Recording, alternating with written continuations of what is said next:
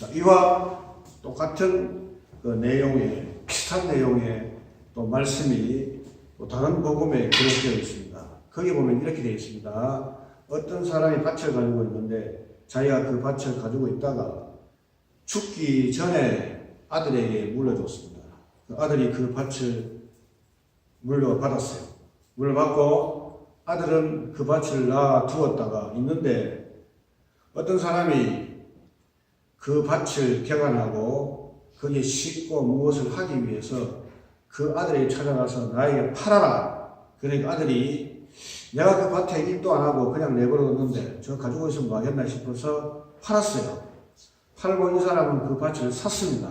사서 자기는 그것을 개간해서 거기에 무엇이라도 심어서 먹고 살고 팔고 하기 위해서 그렇게 시작을 했는데 어느 날 곡괭이로 밭을 뒤엎고 있는 순간에 뭐 땡그랑 하면서 걸리기 있었습니다. 그래서 더 파보니까 거기에는 보물이 가득 있는 거예요. 그러니까 고전에 밭을 팔았던 아들, 그 아버지도 그 밭을 개간하냐고 그냥 놔둬가지고 이따가 물려주고 또 팔았기 때문에 그들은 발견치 못했는데 최종적으로 선 사람이 그 밭에 그 보물이 숨겨있다는 사실도 모르고 그냥 자기는 밭대기 갈면서 먹고 살려고 뭐 심으려고 그렇게 밭을 뒤집어 엎어서 이제 개간하는 중에 거기에 뜬그렁하면서 걸려가지고 거기에 보물이 가득 있는 것을 발견했는데 예수님은 이런 이야기를 하시면서 여기에 두고 하나님의 나라는 이와 같은 것이다 이렇게 얘기했어요. 그 얼마나 여러분 어려운 이야기입니까? 그냥 우리 현실에 그런 일이 있으면 야 회개했네 그거 팔아서 이제 부자 되겠네 그래서 그 사람은 잘 먹고 잘 살았더라 이러면 되는데 예수님은 그렇게 말하지 않으시고 하나님의 나라는 이와 같은 것이니라 이랬어요. 그러니까 이것이 비유예요.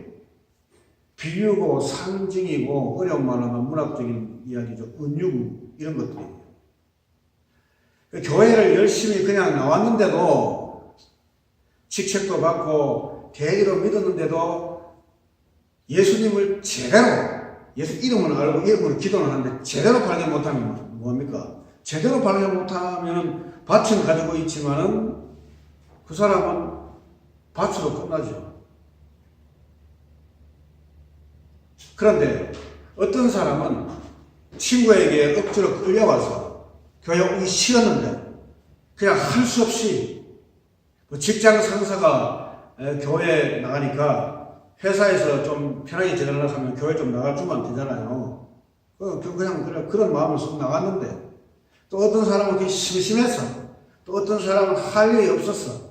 어떤 사람은 다른 목적을 가지고 나갔는데 거기에서 갑자기 진짜 예수님을 깨달은 거예요.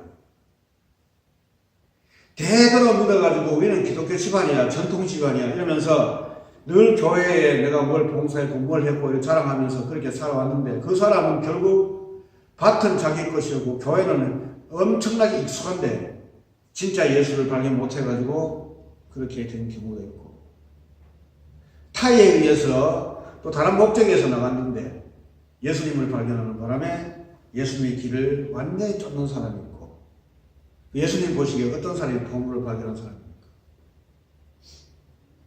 예수님 말씀을 제대로 깨닫고 하나님 나라를 제대로 안 사람 그것을 받은 사람이 진짜 예수님 보실 때에 가장 보물을 발견한 사람 아닐까요? 그렇잖아요. 오늘 마태복음 13장에서는 하여튼 비유니까 저 밭에 보물이 있다는 것을 자기가 뭐 어떻게 투시 은사가 있는지 아니면 무슨 적외선으로 뭐 방사선으로 봤는지 모르겠지만은 그 안에 보물이 있으니까 그 주인에게 가서 그냥 밭을 팔아라. 주인은 그냥 밭인 줄 알고 내 팔게 돈 좀 더 줘줄게 이렇게 팔아버렸어요. 파보니까 거기에는 엄청난 보물이 있었더라. 하나님 나라는 이와 같은 것이다. 그래서 그 보물을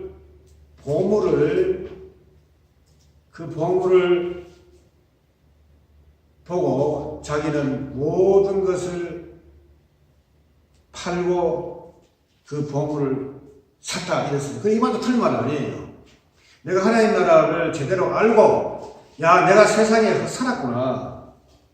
세상이 다 한 줄 알고 정말 내가 세상에 못 살만 되니까 잘 살라고 그렇게 노력하고 애를 썼구나. 아, 진짜 더 귀하고 값진 것이 바로 여기에 있었구나. 나를 영원히 살리는 거구나. 이렇게 해서 자기 것을 서서히 버리고 포기해가는, 그렇게 해석할 수도 있어요. 어쨌든 간에 결과는 마찬가지입니다. 하나님의 나라의 귀한 은총과 그리고 그 말씀을 깨달았기 때문에 그 사람은 이제 최고의 것을 발견했으므로 다른 것들은 이제 있으나 마나, 있으니까 쓰는 것이고 없으면 안 쓰는 것이고 여기에 이제 다시는 내 전체 마음을 두지 않겠다. 그런 것이 바로 하나님 나라다. 이런 이야기를 해주고 있어요. 여러분 창세기 1장에도 그 아담과 하와의 이야기는 실제이면서도 선악과 나무 같은 경우에는 비유입니다. 제가 봐도 비유예요. 생명나무도 비유입니다. 생명나무는 최종 예수님을 말하기 위해서 거기에 생명나무가 있는 겁니다. 무슨 나무에 무슨 생명이 있습니까? 나무는 우리가 그냥 분석해 봐도 그냥 나무죠. 열매나 딱 먹고 그 다음에 보기에 좋고 그늘 지어져가지고 사람들한테 또 새들한테 이름을 주는 게 나무지. 그 나무에 무슨 영원한 생명이 있겠어요. 생명나무다 이러는데 그건 누구를 말하는 겁니까? 바로 예수님을 말하는 것이고, 선악과 나무라는 것은 선악 체제에 드디어 인간이 거기에 떨어졌다는 얘기입니다. 여러분 선악 체제가 뭡니까? 이분법적으로 이것이냐 저것이냐 이것이냐를 갖다가 이렇게 갈라놓고 서로 맞은편에 앉아서 서로 투쟁하고 싸우게끔 이렇게 만들어 놓은 세계에 여러분과 저가 거기에 속해졌다 이 뜻입니다. 여러분 세상을 한번 보세요. 세상을 보면은 남자가 있고 여자가 있고 젊은이가 있고 늙은 사람이 있고 집 있는 사람이 있고 집 없는 사람이 있고 바다가 있으면 육지가 있고 그 다음에 A라는 것이 있으면 B가 있고 그 다음에 A라는 팀이 있으면 B라는 팀이 있고 서로 항상 이렇게 상대적이잖아요. 이 상대적인 것은 항상 나란히가 있고 상대적이다 보니까 맞은편에 있다 보니까 서로 부딪히게 돼 있어요. 이런 식으로 사탄의 세력은 자기의 캐릭터를 지배해서 만들어 놓고 거기에 지금 가지고 이렇게 놀고 컨트롤하고 있단 말이에요. 그 사람들은 막 서로 경쟁하게 만들고 서로 싸우게 만들고 서로 부딪히게 만들고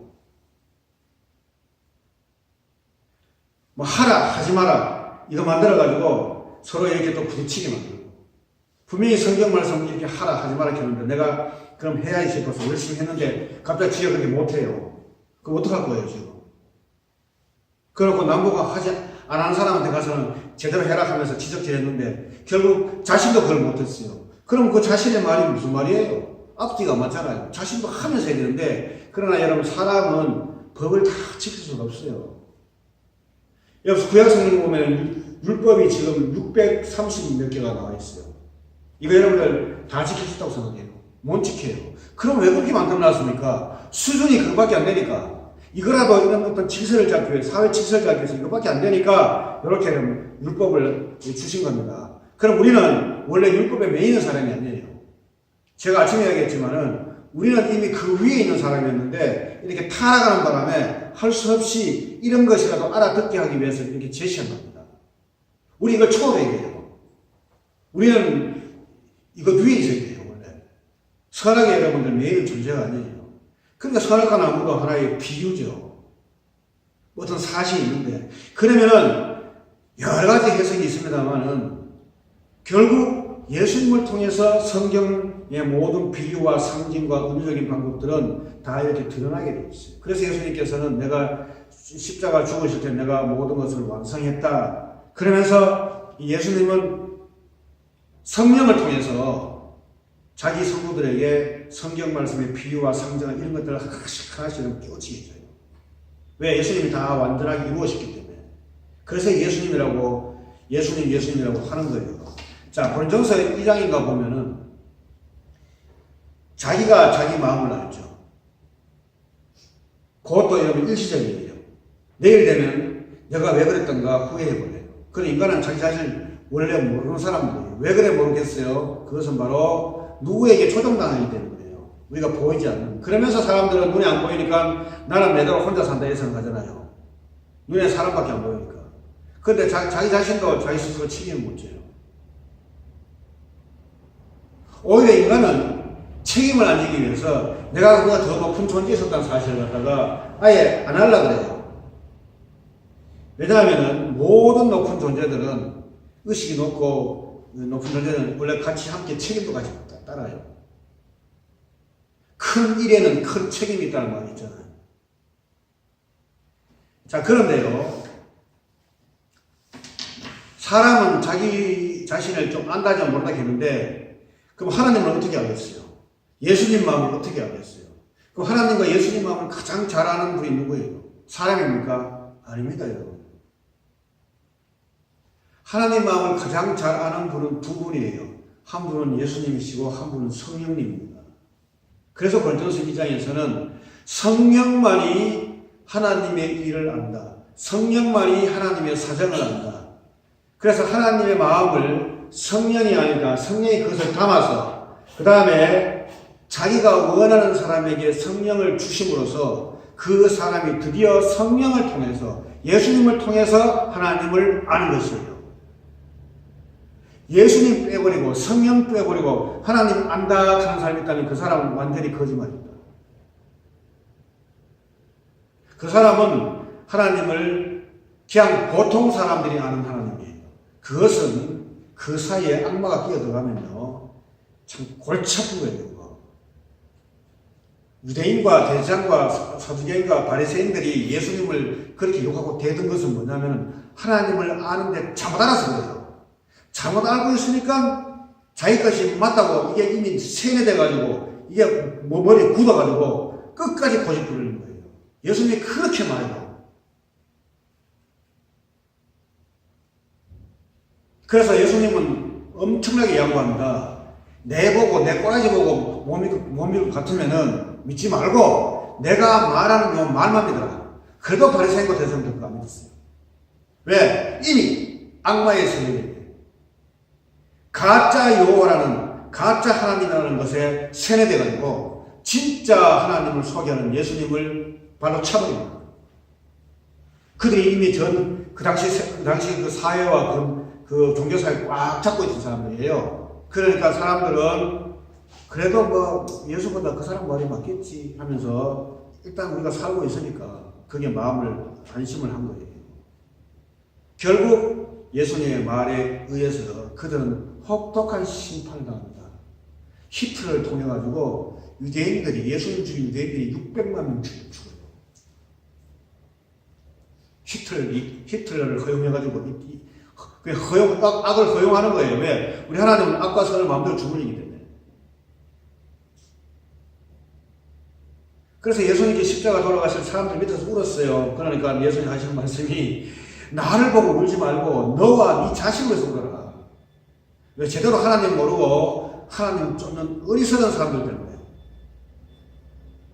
그래서 이 예수님을 제대로 알면은 이 성경에 나타난 그 모든 비밀들과 비유와 상징과 이런 의미들을 전부 다 드디어 이제 알게 합니다. 이미 다 완성했는데 이제 성령이 하나하나 짚어서 자기를 쫓고 자기를 찾는 사람에게 세상에 빠져있고 한 발은 세상에 한 발은 교회에 한 발은 또 세상 노름에 세상 사고방식에 또 한 발은 말씀에 이렇게 헷갈리게 막 섞여있는 사람 말고 오직 예수님을 쫓고 깨어있는 사람에게 성령은 예수님의 뜻을 온전하게 가르쳐요. 그럼 그 사람이 또 말씀을 쳐. 또 그 말씀을 받은 성도도 그 말씀을 받아서 또 응용해서 더 나은 세계로 또 더 깊이 들어가고 이렇게 성령은 이미 예수님이 완성하시고 성경에서 기록된 사람의 육으로서 읽을 수는 있지만 이해 못하는 이 말씀을 성령께서 드러내서 우리에게 가르쳐줘요. 이게 생명의 말씀의 길입니다. 이 길을 교회에서 여러분 가르쳐야 됩니다. 오직 교회는 진리만 가르치는 곳이고 그리고 사람을 돕는 곳이고 영혼을 돕고 영혼을 안내해서 어떻게 하면 악의 길로 가지 않고 선의 길로 진리의 길로 또 예수님 말씀하시는 그 길로 갈 수 있을지 최선을 다하는 그런 것으로서 희생하고 섬기고 그를 이끌어주는 것이 바로 교회라는 사실을 우리가 아십니다. 여기까지 하겠습니다.